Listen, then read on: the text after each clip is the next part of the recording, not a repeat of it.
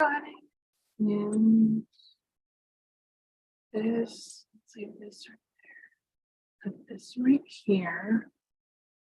And can I see this? I can see. Go down. Okay, that's good. And that's it. And that's it. Cool. And we are live. Hi guys. It's Dr. Ashley from ProfessorAshley.com. How are you guys doing? I'm doing okay. It's actually really hot in here because oh my god. Okay, so all the portable heaters have been running, and then I also opened up the oven like I did yesterday. And you know, the temperature's not that bad. It's actually pretty nice here in New Orleans. I would say it feels like maybe 60 degrees, so it's not too bad actually. I probably shouldn't have done that because now I feel like I'm burning up, and of course I'm wearing a sweater, so you know, it's like I'm digging my own hole today. But we will move on. I hope you guys are all doing well wherever you are. And today I'm going to go ahead and answer your guys' questions as usual. So there is one question that I saw that it's a little bit further back and I haven't gotten to it. So I'm going to go ahead and get to it. Michelle wrote, what kind of work can you do with a health science degree? Like if you don't pursue further education from that and just have that bachelor degree. Okay, so if you're only doing a bachelor's degree in health science, what kind of future do you have to look forward to? You actually have a lot to look forward to. There are a lot of options out there for you. There's quite a bit. And since you're only going to go with your bachelor's degree, you're not planning to pursue any, further, you're not going to do grad school. You are going, that's good education. It's great to get into any kind of entry level clerical type of a job in healthcare, right? Perfect. You pretty much have all the qualifications, right? So what you're going to rely on now is all the skills you develop. And that's, if you want to, you can start to maneuver your way around the healthcare system. I want to ask, do you want to go really far? Do you want to develop something huge? Or do you kind of just want to be like, I just want a decent job, maybe $50K a year, whatevs. Not too much. I don't want to put too much work in it. You can go either way. You can develop something really big and make a lot of money, and you can also not make a lot of money, whatever you want to do. So anyway, here are some really good options that I actually looked up for you. And I think you should look into them. Okay. And anyone else who has just done a health science degree, not a healthcare administration degree, a health science degree, just as an undergraduate degree, this is what you can go for. Okay. So you can be, first up, we have a medical and health services manager. Okay. So these people are going to plan, they're going to direct, coordinate medical and healthcare services. They're going to work in hospitals, private group practices, clinics, nursing homes, skilled nursing facilities, other healthcare facilities, other outpatient care facilities. And they're basically you're like a line manager level, okay, which is great. It's totally fine. And that's about like a $50,000 to $70,000 a year type of a job. Pretty good stuff, right? Okay. So next we have a health educator. And no, I don't mean like a professor, not necessarily in academia.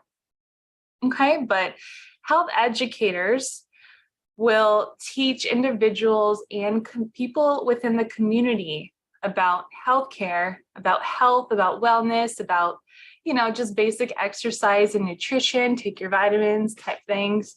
Sorry, my hair's a little bit wet. So where are you going to be working if you're a health educator? We're going to look for jobs. More than likely, you're going to look for government, state, and city level jobs. So this is more of a government type of a career. Okay, so you can work at a local school, elementary school, high school, middle school. You can work even in community centers. You can work at the health department. Okay, and you can go into the private sector and work for different healthcare facilities, but that's pretty much what you're going to be doing, is just educating local people in the community about general healthcare practices, right? Keeping up your health. So the next thing that you might want to be interested in would be a medical assistant. Okay, so medical assistants are going to perform administrative and clerical tasks within a healthcare setting. They typically will work in hospitals. They're going to work in medical billing offices. They're going to work in straight medical offices within an outpatient healthcare facility, or you can get pretty much that's general, like a doctor's office and whatnot. I will say, usually a medical assistant will probably have to have some sort of certification, although it's not usually expensive or anything like that. So it may be like an additional certificate that you need to get. And the cheapest way to go about doing that is like maybe going to like your local community college and checking out their EOP programs, their educational opportunity programs. Look at their EOPs and see if they offer medical assisting. Okay, and then next, another one you might want to be interested in is a health information technician.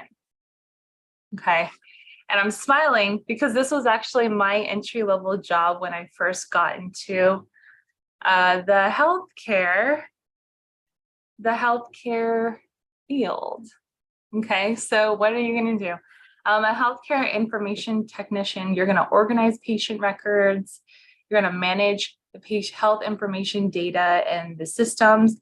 And depending on your level of experience and your training, sometimes you need extra certification, but you can go beyond that. Like you can be the person who supervises the release of patient information. Like when a patient or a physician's office outside of your facility is going to, ask for patient information, and this might be highly sensitive information. So you're going to have to, make sure it's not going against any laws because your company can get sued. So it's very sensitive and it's kind of a big deal.